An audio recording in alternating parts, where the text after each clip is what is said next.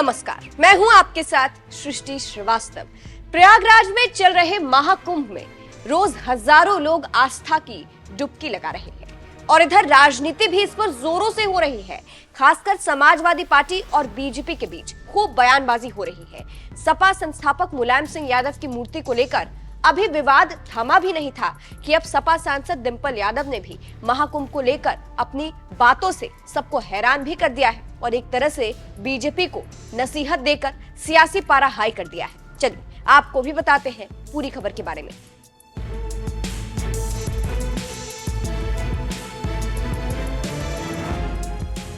दरअसल महाकुंभ पर फिलहाल खूब राजनीति देखने को मिल रही है। अब मैनपुरी से सांसद डिंपल यादव ने महाकुंभ को लेकर योगी सरकार को लपेटा है। हुआ कुछ यूं कि सपा प्रमुख अखिलेश यादव ने हरिद्वार में डुबकी लगाई गंगा में, जिसके बाद बीजेपी ने तंज कसना शुरू कर दिया, सवाल उठाए।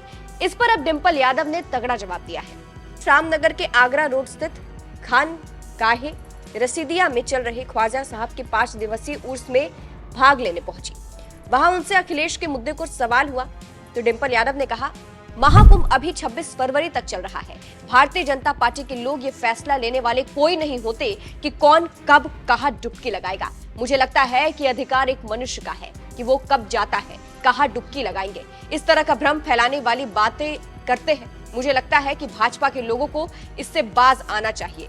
वहीं महाकुंभ की तैयारी को लेकर और जिस तरह से वहां आग लग गई थी उसको लेकर उन्होंने सीएम योगी को घेरा और नसीहत देते हुए कहा, कुंभ को लेकर लगातार इस तरह की बातें सुनने को मिल रही है कि जिस तरह के इंतजाम होने चाहिए थे वो 100% नहीं है।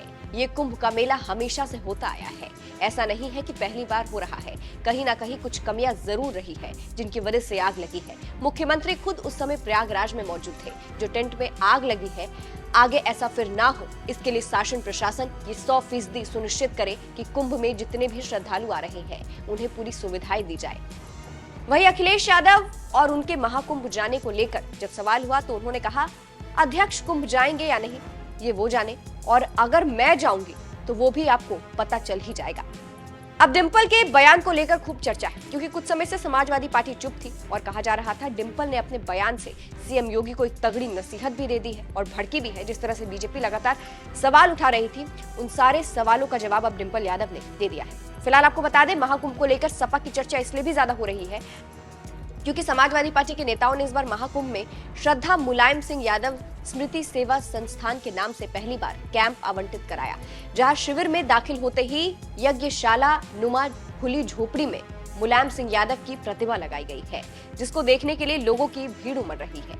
हमारे संवाददाता ने वहां के लोगों से क्या कुछ बात की थी, अंत में आपको वो सुनाते हैं। इस खबर पर आप क्या कहेंगे? डिंपल यादव ने जिस तरह से नसीहत दे दी है उस पर आप क्या कहेंगे? कमेंट करके जरूर बताइएगा। नमस्कार। मूर्ति देखिए जो बनाए कलाकार, उनका भी न्यूज देखे। दरअसल ये है कि जो आदमी समाज में इंसान है, अगर वो अच्छा कर रहा है तो उसको आदमी आदर्श मानता ही है। तो कहने का मतलब है कि इन्होंने समाज के लिए इतने अच्छे काम किए हैं कि बहुत सी चीज़ें की जिसकी हम बता नहीं सकते क्योंकि अभी हमारी उम्र भी उतना नहीं है। वो चले गए तो सबको मतलब दुख की बात है। काफ़ी अच्छा समाज के लिए उत्थान किए हैं, गरीबों के लिए, जब से रक्षा मंत्री भी रहे, मतलब देश के लिए बहुत कुछ किए हैं।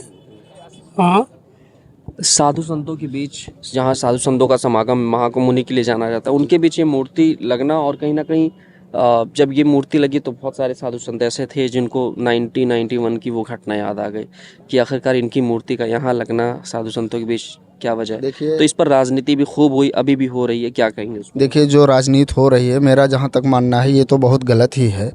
परम श्रद्धेय आदरणीय नेताजी जब रक्षा मंत्री थे, उसके पहले जो जवान हमारे देश के लिए शहीद होते थे तो उनको वहीं दफन कर दिया जाता था, जला दिया जाता था। लेकिन जब रक्षा मंत्री हुए परम श्रद्धेय नेताजी, तब से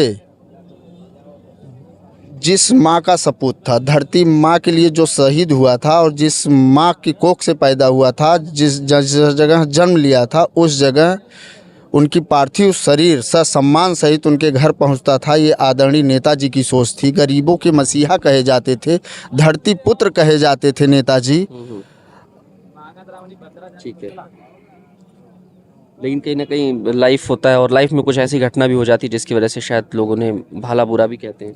देखिए, ये तो अपनी अपनी सोच है। इस इस धरती पे सबको कहने वाले भी हैं, सुनने वाले भी हैं। ये आप जान रहे हैं, हर प्रकार के लोग हैं। जिनको जिनमें आस्था है उनकी प्रति बात करते हैं, जिनको नहीं आस्था है द्वेषवत भी बात करते हैं।